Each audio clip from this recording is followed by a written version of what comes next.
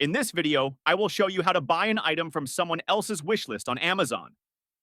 Log into your account and click on the Account section.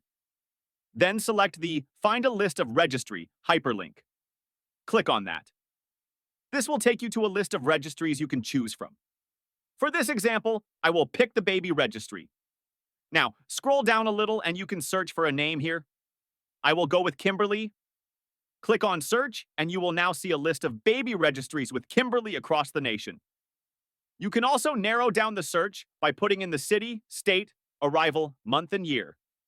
I will add the state, California, to narrow down to less candidates.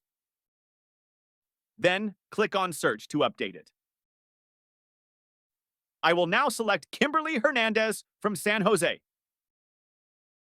Here is a list of items she has. I will pick this option and add to cart. Once you click Proceed to Checkout, you can go ahead and buy that item. Thanks for watching.